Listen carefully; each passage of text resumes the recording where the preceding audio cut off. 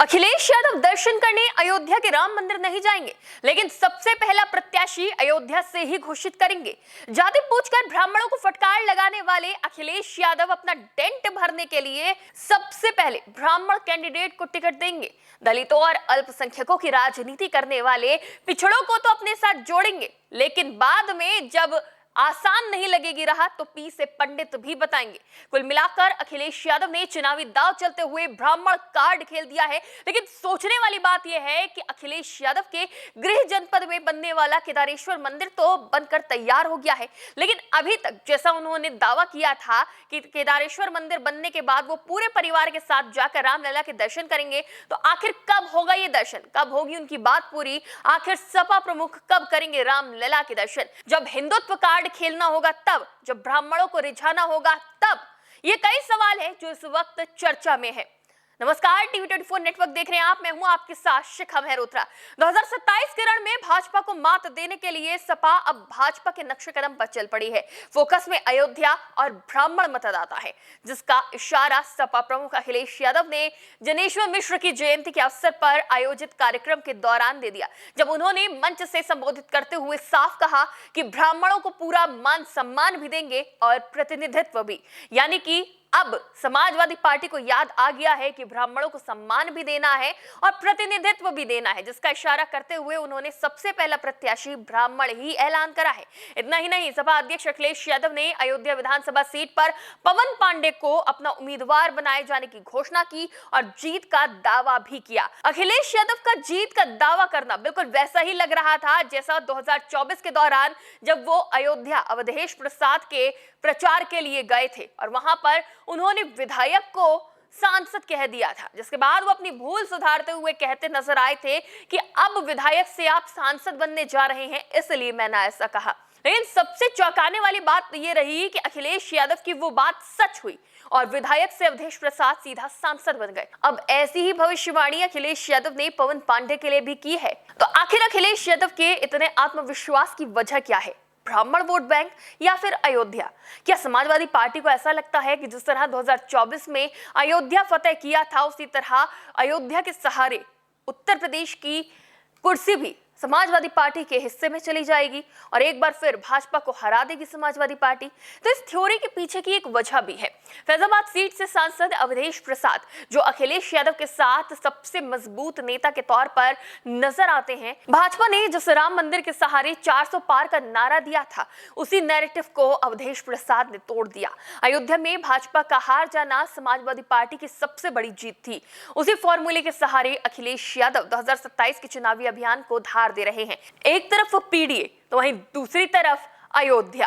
राजनीतिक रूप से ये कदम बहुत ही अच्छा भी माना जा रहा है, लेकिन सवाल वही है। अखिलेश यादव ने जिस तरह अयोध्या से चुनावी शंखनाद किया है, क्या इस धरती से श्री राम का उन्हें आशीर्वाद मिलेगा, ब्राह्मणों का साथ मिलेगा?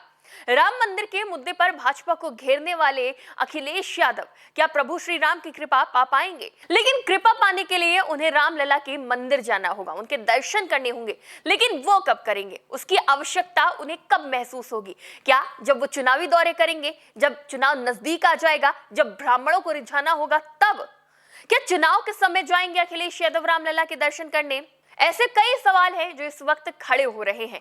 अखिलेश यादव के इस कदम से माना जा रहा है कि अखिलेश यादव ने अपने नेता और कार्यकर्ताओं को बड़ा संदेश दिया है कि इस बार बिना किसी हिचक के समाजवादी पार्टी न सिर्फ आक्रामक मोड में नजर आएगी, बल्कि ब्राह्मणों को साथ लेकर चलने की तैयारी में है। बीजेपी अक्सर समाजवादी पार्टी पर, अखिलेश यादव पर हिंदू विरोधी होने का टैग लगाने की कोशिश करती रही है, लेकिन पवन पांडे जैसा एक जनेऊधारी ब्राह्मण चेहरा फ्रंट फुट पर उतरकर सिर्फ सियासी ढाल ही नहीं बनेगा, बल्कि अयोध्या की जमीन पर खड़े होकर बीजेपी पर वार करते नजर आएगा और श्रद्धालुओं के चढ़ावे और आस्था की रक्षा की बात करता हुआ भी नजर आएगा।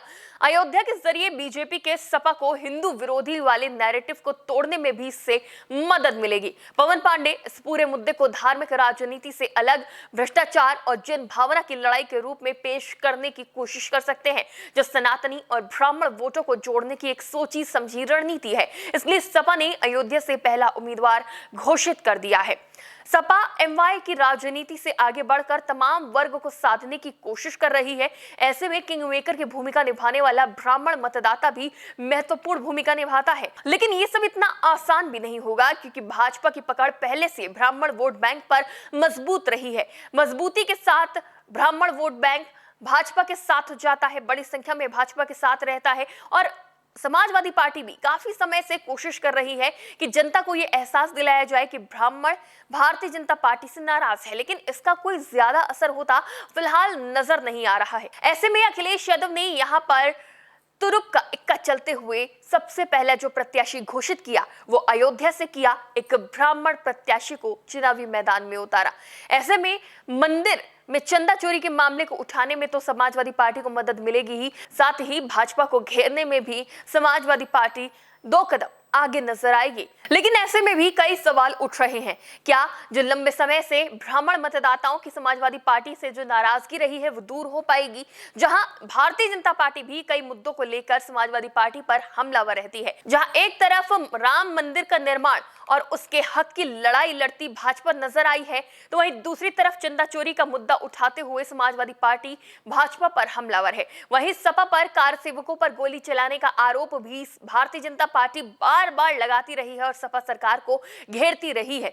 ऐसे में समाजवादी पार्टी भी पीछे नहीं है। चंदा चोरी के मामले में सरकार को घेरने का अखिलेश यादव कोई मौका नहीं छोड़ रहे हैं, इस मुद्दे को आस्था से जोड़ रहे हैं। ऐसे में भारतीय जनता पार्टी अखिलेश यादव पर, समाजवादी पार्टी पर राम विरोधी होने का आरोप लगाती है। राम मंदिर में कब दर्शन करने जाएंगे अखिलेश यादव, ये मुद्दा भी उठाती है। ऐसे में देखना ही होगा कि पीडीए की नई परिभाषा क्या ब्राह्मणों को सपा के साथ ला पाएगी? क्या प्रबुद्ध सम्मेलन के जरिए ब्राह्मण जाएंगे समाजवादी पार्टी के साथ, या फिर भारतीय जनता पार्टी के साथ मजबूती से बने रहेंगे?